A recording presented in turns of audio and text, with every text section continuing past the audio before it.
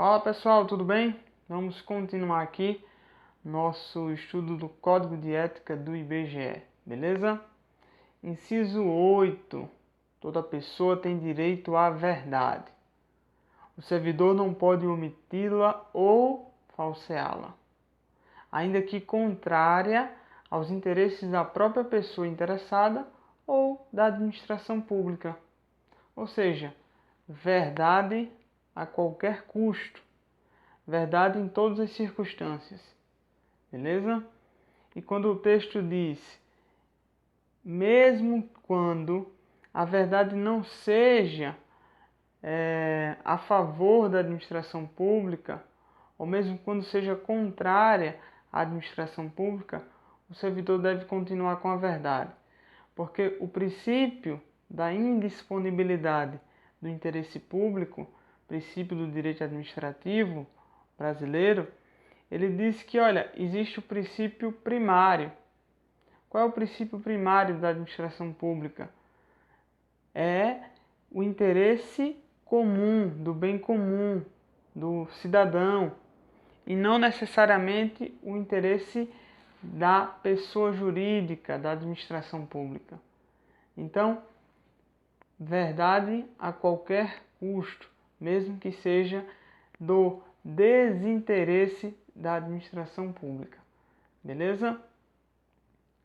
Nenhum Estado pode crescer ou estabilizar-se sobre o poder corruptivo do hábito do erro, da opressão ou da mentira, que sempre aniquilam até mesmo a dignidade humana, quanto mais de uma nação. Beleza? Então vamos prosseguir aqui, inciso 9 agora.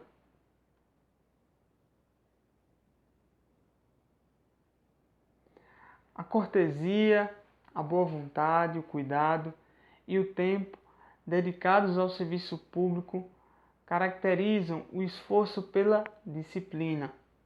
Tratar mal uma pessoa que paga seus tributos, direta ou indiretamente, significa causar-lhe dano moral.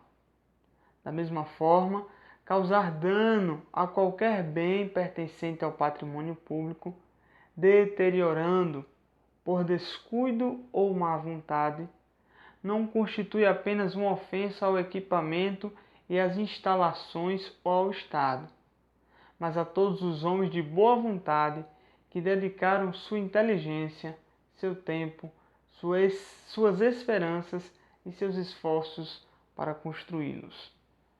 Beleza? Inciso 10. Inciso 9 sem muitos comentários, né? Inciso 10. Deixar ao servidor público qualquer pessoa à espera de solução que compete ao setor em que exerça suas funções, permitindo a formação de longas filas ou qualquer outra espécie de atraso na prestação do serviço, não caracteriza apenas atitude contra a ética ou ato de desumanidade, mas principalmente grave dano moral aos usuários dos serviços públicos. Beleza? Então você vê aqui, ó, que a formação de filas, o atraso por descuido, por desleixo, ele não fere apenas a ética, né? Mas o código frisa bem que ele causa também um dano moral.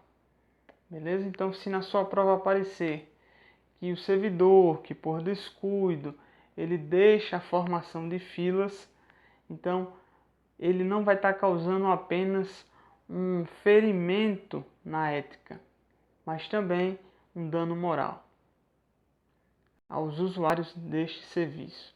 Beleza? Inciso 11.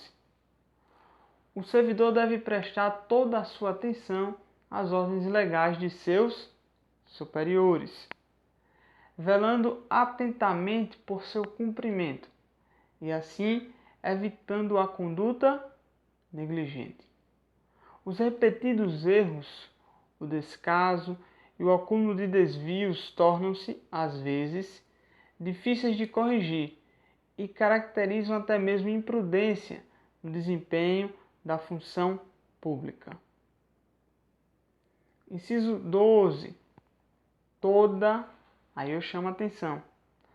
Toda ausência injustificada do servidor de seu local de trabalho é fator de desmoralização do serviço público.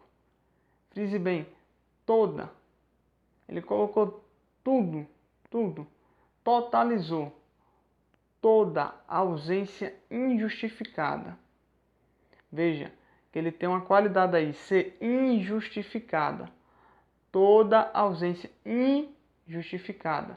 Se a prova omitir o injustificada, ou melhor, se a assertiva, se a afirmação da questão omitir o injustificada, injustificada,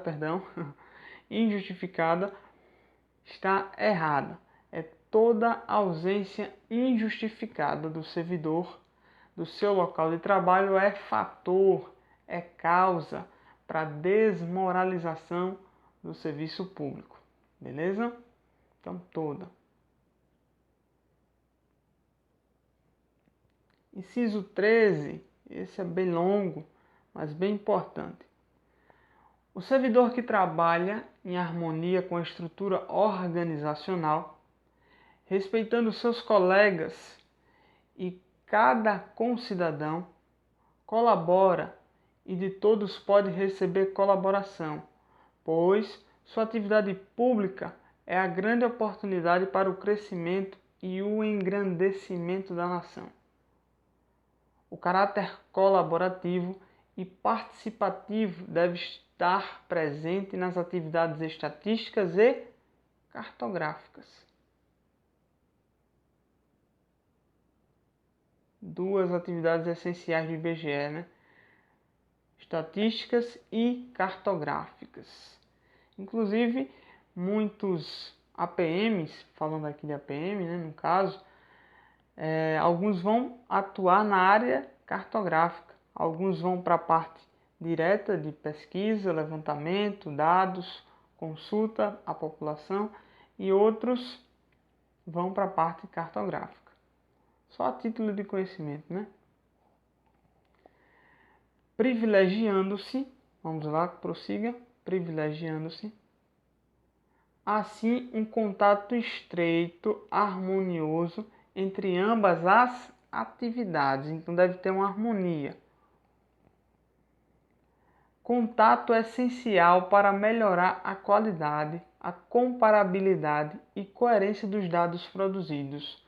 Ou seja, aqui está postulando a necessidade de uma harmonia entre essas duas áreas do IBGE relevantíssimas, que são estruturas para o funcionamento. Esse espírito colaborativo e participativo deve estender-se à coordenação dos sistemas estatísticos e cartográficos nacionais de responsabilidade do IBGE. Portanto, compete ao Instituto propor, discutir e estabelecer, em conjunto com as demais instituições nacionais, diretrizes, planos e programas para a produção estatística e cartográfica. Processo que deve irradiar-se à esfera internacional. Olha só, deve irradiar-se à esfera internacional. Não é nacional, internacional. Olha a sutileza. Se a gente troca pelo nacional, a rigor, pelo texto do código, está errada. Se a gente trocar por nacional, a questão está errada. Fique atento, especialmente na cooperação bilateral e multilateral, a fim de melhorar as informações estatísticas e geocientíficas oficiais em todos os países, por meio da utilização de conceitos, classificações e métodos que promovam a coerência e a eficiência entre os diversos sistemas estatísticos e cartográficos. Beleza? Então concluímos a seção 1 das regras deontológicas. Beleza? Das regras deontológicas concluímos E no próximo vídeo, o que é que a gente vai entrar? Nos principais deveres do público. Depois, a gente vai trabalhar as principais vedações, o que é vedado ao servidor e, por fim, sobre as comissões. Mas quero levantar aqui uma pergunta feita por Daniele, uma amiga, membro aqui e participante do canal. Ela perguntou o seguinte: dentro do Código de Ética, quais são os atos que cabe a penalidade de censura? E é uma pergunta bem pertinente dela. Um abraço, Daniele.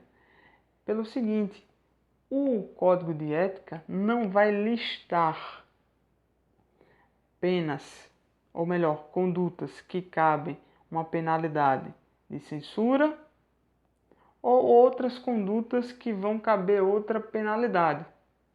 Onde é que a gente vai descobrir isso? Na Lei 8.112.